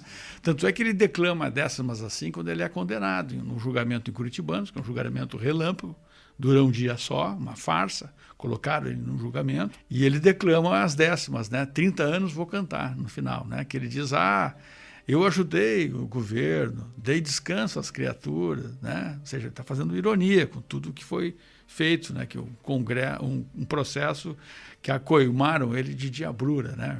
Armaram um monte de armadilhas, né? Então, Adeodato, eu falei com pessoas que conheceram Adeodato. Tinha um deles, o São João Melo, era um menino de recados, o Adeodato. Ele disse assim, não, o Adeodato era um cara muito sério. Com ele, todo mundo andava na linha no reduto.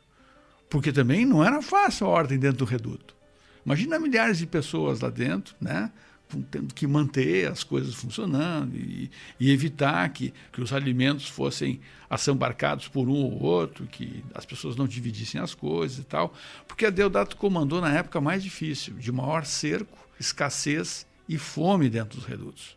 Então, claramente ali, os laços comunitários estavam já em processo de desagregação. Então, ele realmente teve que assumir uma função muito ingrata mesmo, muito difícil de comandar os redutos durante um longo período, foi um comando de 1 ano e 1 mês, um período muito longo, e de um período de cerco e de escassez. Né? O João Melo, esse que foi menino de recados do Adeodato, ele diz assim, que durante o período do Adeodato, ele ficou 1 ano e 1 mês sem comer sal.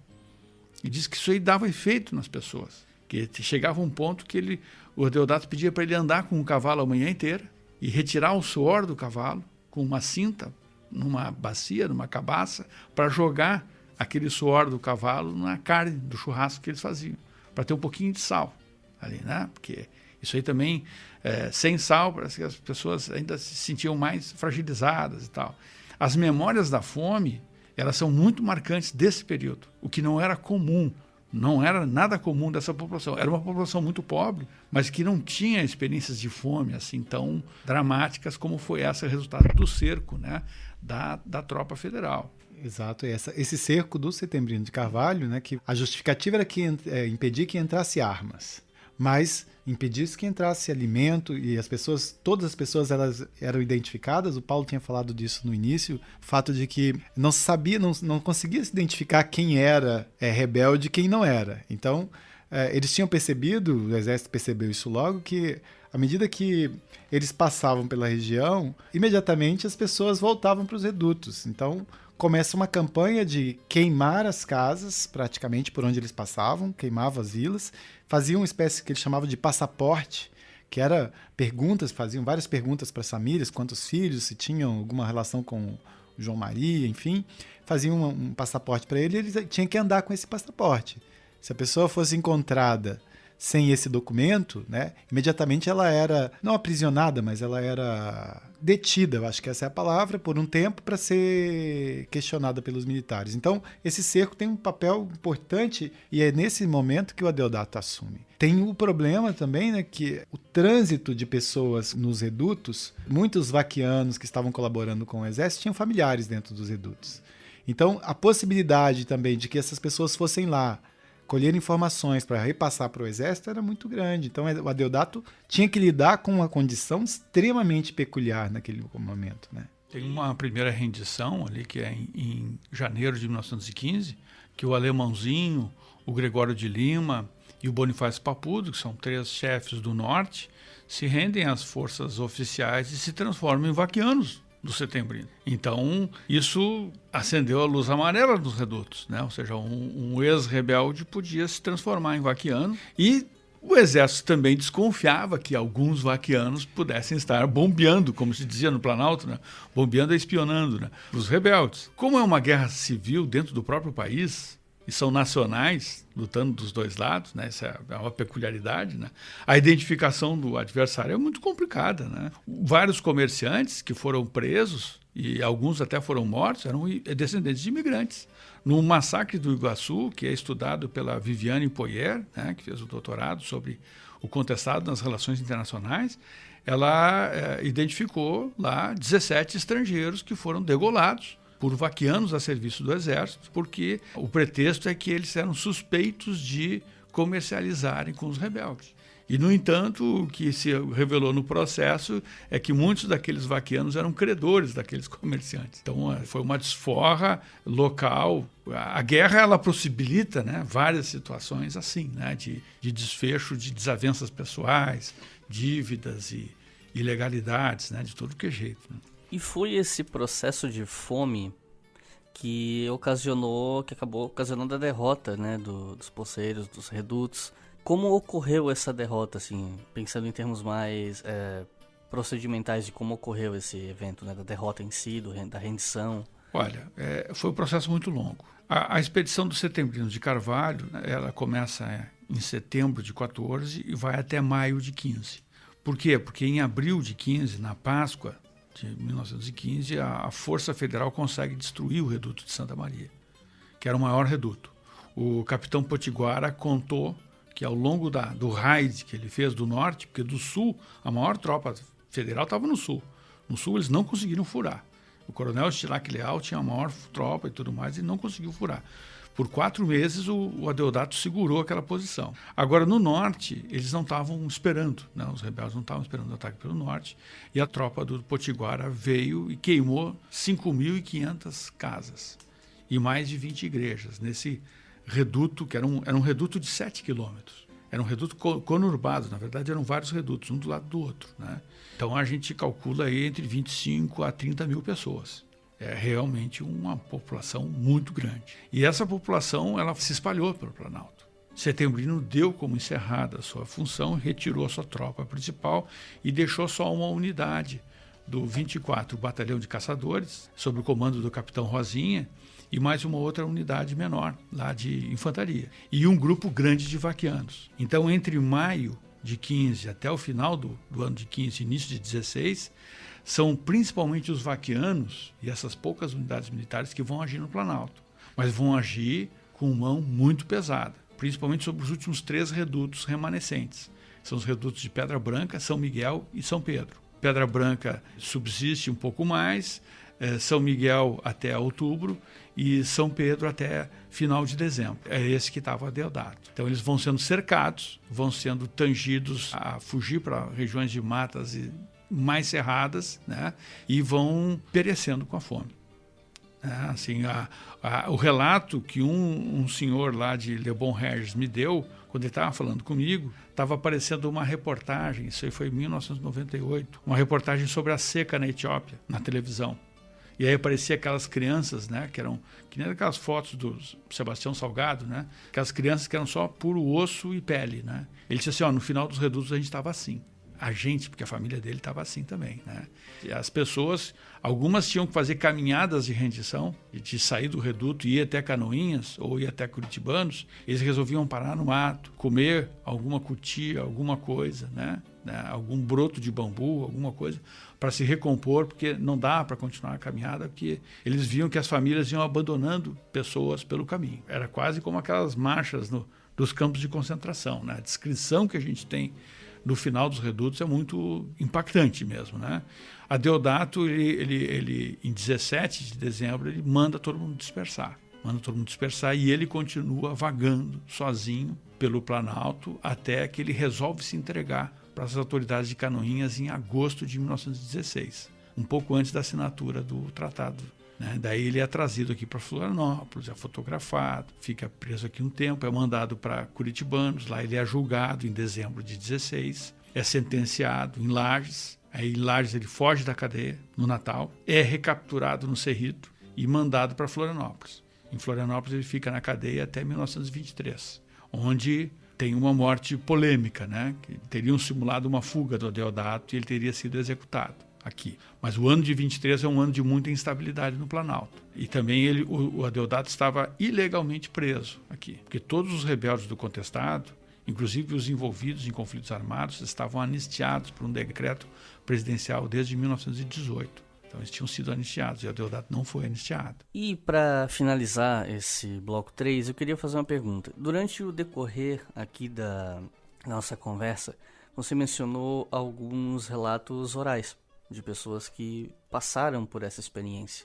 Então eu queria saber um pouco de vocês sobre a memória em relação ao conflito do contestado, a memória dessas pessoas, dos sobreviventes, tanto que vocês possam ter eventualmente conversado pessoalmente, quanto memórias que possam ter sobrevivido em livros, em escritos também, né? Qual é a memória que se tem por parte dos descendentes dos sobreviventes e dos sobreviventes com os quais vocês possam ter tido contato? Eu acho que tem algumas camadas de memória.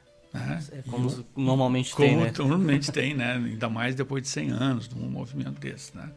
Então, assim, tem memórias registradas pelos militares ali nos autos de perguntas e algumas reportagens da imprensa da época da guerra. Tem memórias que são registradas nos anos 50 pelo professor Maurício Vinhas de Queiroz, que ele teve como um ajudante de pesquisa um topógrafo lá de Curitibanos, que é o Euclides Felipe, é um topógrafo que era ao mesmo tempo folclorista. Ele colheu esses depoimentos de várias pessoas e ele era um vaquiano de pesquisadores, né, o Euclides.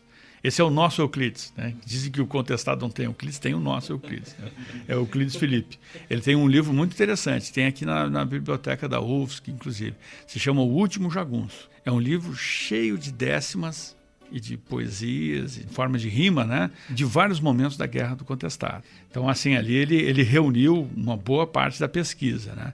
Tem depoimentos tomados pelo professor Douglas Teixeira Monteiro, nos anos 70, né, no início dos anos 70, pelo padre Thomas Peters, de Caçador, né, também nessa época. Tem depoimentos colhidos pela Ivone Galo e Todd Diacon no final dos anos 90. Tem os depoimentos que são colhidos pelo vídeo, aquele da Irani Produções, de 1983 para 84, que foi patrocinado pela Fundação Catarinense de Cultura, na época que o primeiro governo Amin resolve mexer com essa memória do contestado também, né? Então, assim, a partir também dos anos 80, com a redemocratização da sociedade brasileira, há uma recuperação da memória do contestado, antes mesmo do governo Amin. Essa recuperação vem do meio rural, vem dos movimentos do campo, vem de Encruzilhada Natalina, no norte do Rio Grande do Sul, da ocupação da Fazenda Burro Branco, aqui em Santa Catarina, do movimento dos atingidos pelas barragens. Então, acho que tem uma memória que está associada aos movimentos sociais e que hoje é muito forte nos assentamentos da reforma agrária e dentro de quilombos e comunidades indígenas também. Há uma revivescência da memória do contestado nesses territórios. E a gente nota uma memória das pessoas aí bem diferente da sociedade circundante também, né? Então, essa revivescência, essa ressignificação da memória do contestado, ela está muito associada com o processo de redemocratização política do Brasil. E, bom, processo esse que hoje encontra-se nesse impasse, né? A gente sabe que a coisa é uma situação muito grave, né?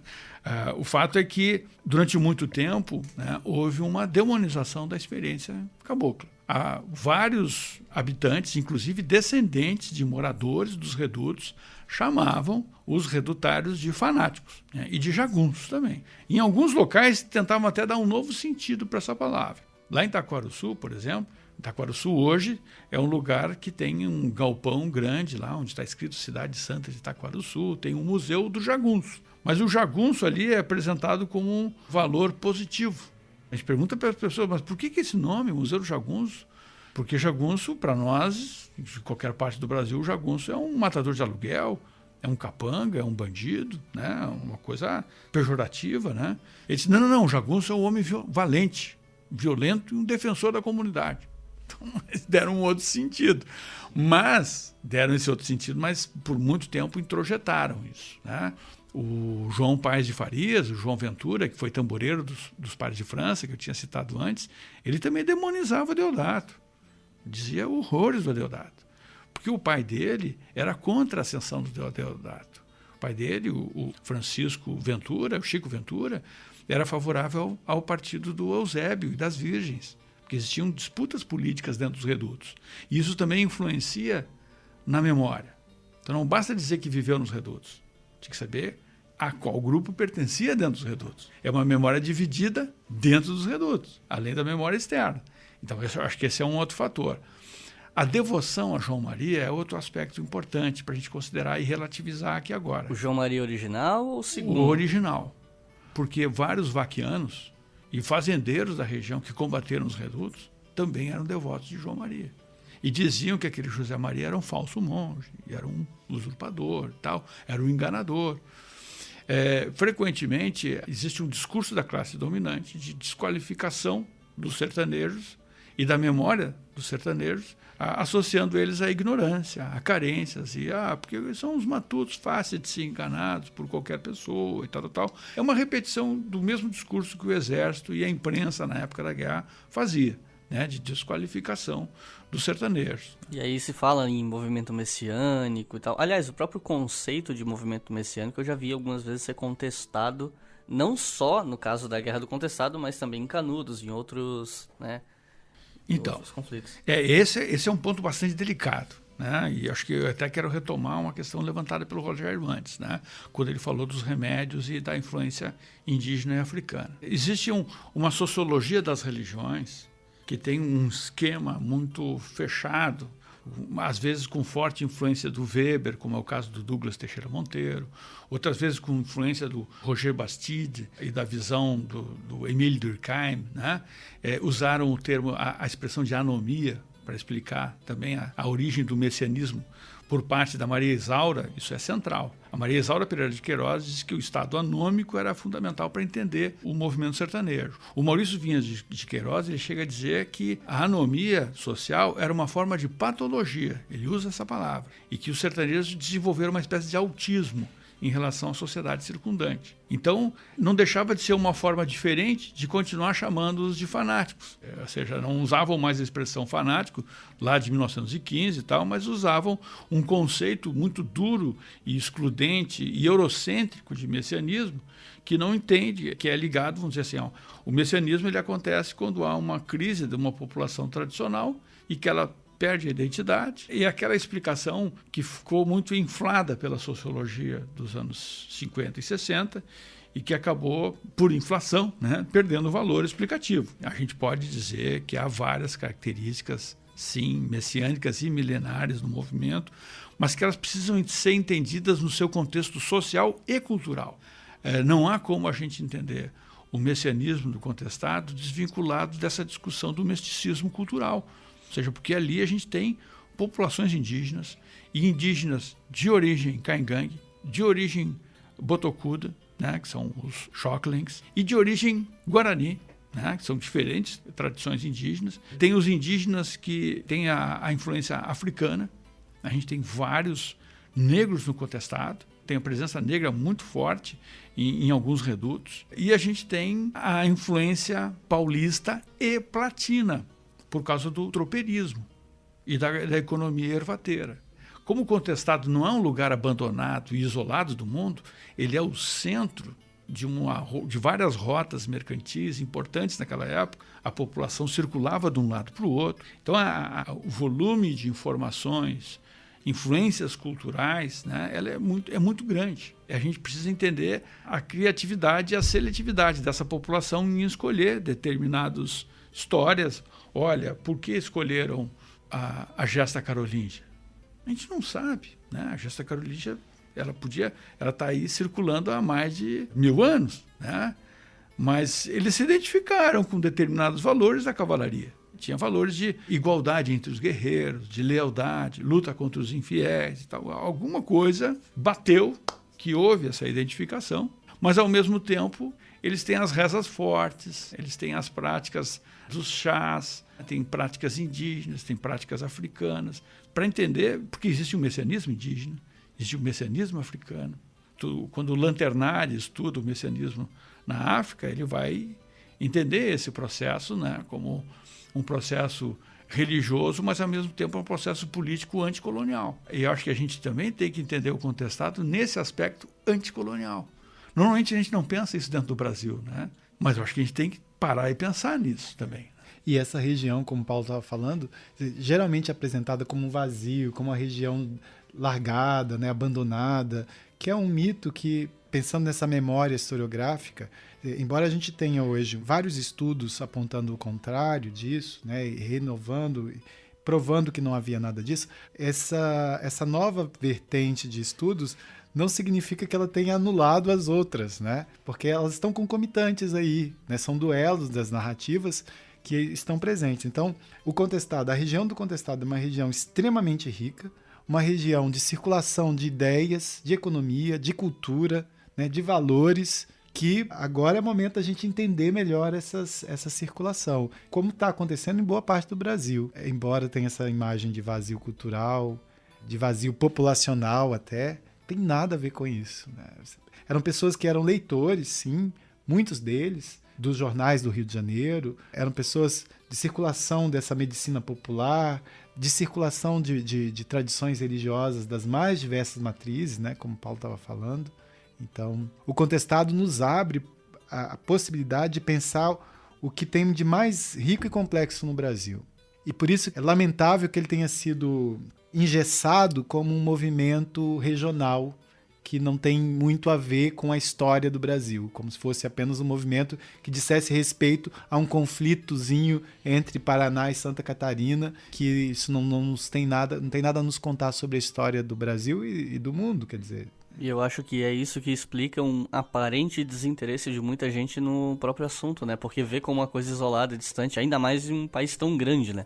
As pessoas acham que elas não têm com o que se identificar naquela história, né? Tem como se identificar com as questões políticas e sociais e tem com essas questões fascinantes. Aqui pensar de um movimento que é liderado por... A liderança está morta. É uma liderança mística. Canudos, quando morre conselheiro, o movimento... né, deixa de existir, acaba se rendendo inteiro. O Contestado não, quer dizer, você tem esses elementos incríveis, né, de contato com o monge pelos sonhos, e o Adeodato, inclusive, quando ele é indicado com a liderança, ele recusa, o Paulo fala disso em um outro momento, e ele sonha com o monge, e o monge diz para ele aceitar, né? É o monge que ordena ele aceitar a liderança, né, assumir isso. Então, é uma coisa fascinante a gente pensar, até em termos de fascínio mesmo, de um movimento que traz elementos fantasiosos no sentido positivo, assim, de abrir a nossa imaginação, a nossa mente, para pensar o papel da religião, o papel do sagrado na sociedade, na política. Acho que tem muito a nos dizer.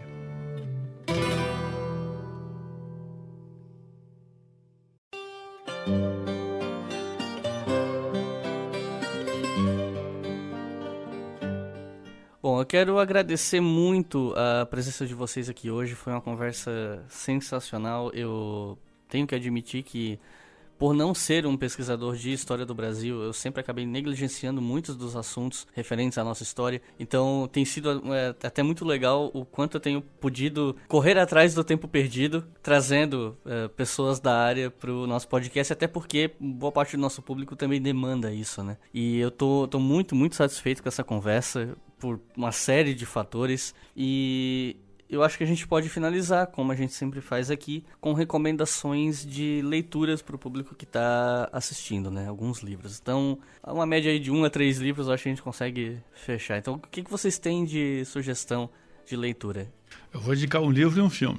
Eu vou indicar como livro, eu até critiquei ele aqui, né? Mas eu tenho que reconhecer que é a maior pesquisa empírica que a gente tem sobre o movimento contestado, é o livro do professor Maurício Vinhas de Queiroz. Se chama Messianismo e Conflito Social, a Guerra Sertaneja do Contestado. Tem uma primeira edição que é da Civilização Brasileira, do Rio de Janeiro, de 1966. Depois ele tem uma edição pela Global, de 82, e mais tarde uma terceira edição pela editora Ática, se não me engano, né? Mas sei que ele é facilmente encontrável, aí pelo menos nos sebos, né?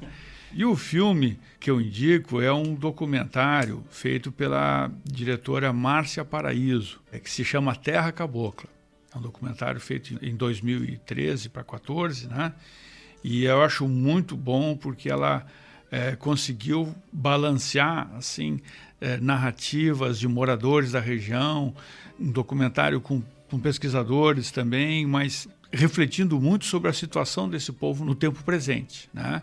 Porque os municípios onde tem ainda remanescentes dessa população cabocla são os municípios mais pobres do estado. E as regiões que eles vivem têm os menores IDHs, né? Acho que esse é outro elemento importante para a gente considerar, que eu não podia esquecer de dizer nesse momento, né? A gente poderia indicar muitos livros, porque tem uma bibliografia extensa sobre o contestado. Professora Tânia Welter, que a gente falou aqui sobre essa questão da presença da tradição que se mantém ainda na fé de São João Maria, né, que foi o objeto de tese da professora Tânia Welter. A professora Marli Auras, que também fez um trabalho incrível sobre isso nos anos 80. Mas eu destacaria aqui o livro do Paulo Pinheiro Machado, que está aqui conosco agora. Que por um acaso está aqui. Lideranças do Contestado, que eu acho que entre os estudos mais recentes, mantém uma tradição de pesquisa empírica assim, no mesmo nível do trabalho do Maurício Vinhas de Queiroz. Assim, uma pesquisa que vai varrer praticamente toda a documentação oficial, mas que também vai para a região, vai entrevistar as pessoas. O Paulo fez essa tese na Unicamp e se transformou num livro muito importante, que é a referência, talvez um dos trabalhos recentes mais bem documentados que a gente tem sobre o Contestado. E eu sei bem que é referência porque eu perdi a conta de quantos professores eu já vi recomendando esse livro nos meus tempos de academia. Então é isso, pessoal. Muito obrigado a todos e todas que estão ouvindo. Eu espero que esse podcast tenha sido tão bom para vocês de ouvir quanto foi para mim gravar. Muito obrigado e até a próxima. Obrigado, Iclis. Obrigado. Valeu.